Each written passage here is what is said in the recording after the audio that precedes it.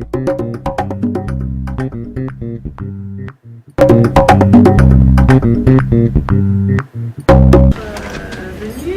on est là aujourd'hui pour lancer un projet sur lequel nous travaillons depuis plusieurs mois notamment avec Olivia Breténier d'OBEA, qui est la mise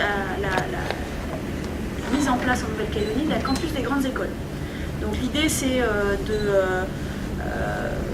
d'ouvrir en Nouvelle-Calédonie l'accès aux Calédoniens à des formations diplômantes, formation continue ou formation initiale.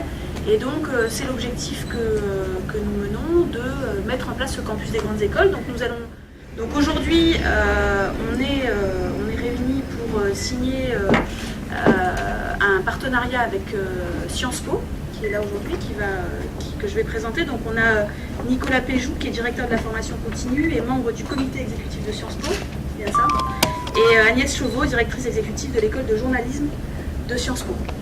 Merci Sonia.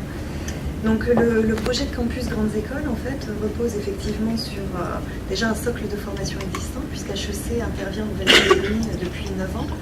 Donc en 9 ans avec HEC, on a formé 800 cadres et dirigeants en Nouvelle-Calédonie et 250 ont été certifiés. Donc 250 managers et dirigeants ont reçu des mains d'HEC un certificat d'enseignement supérieur des affaires. Dès le départ, lorsque cette offre de formation a été construite en Nouvelle-Calédonie, elle a été construite de façon à ce qu'elle puisse se capitaliser dans une offre de formation diplômante. Donc à partir de l'année prochaine, en mai 2014, ces formations-là, suivies par les Calédoniens depuis quelques années donc sur le territoire, pourront se poursuivre faire un master ou un MBA d'HEC donc à l'international. Ce qui signifie qu'une partie de l'enseignement est délivrée en Nouvelle-Calédonie et l'autre partie de l'enseignement sera délivrée dans l'un des campus d'HEC dans le monde, c'est-à-dire Doha, Shanghai, Rio, Dakar, Paris. Voilà à peu près l'étendue de ce projet.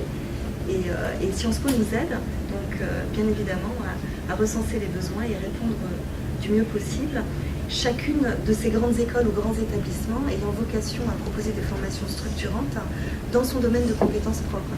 Et ça aussi, c'est assez innovant, c'est-à-dire que ce campus des grandes écoles aura vocation à proposer des formations en complémentarité les unes des autres, et pourquoi pas des formations peut-être diplômantes en partenariat entre HEC, Sciences Po, les mines, l'UNC, puisqu'il existe déjà des co-diplomations en fait en métropole. On bassine souvent les étudiants de Sciences Po avec un mot-clé, la méthode,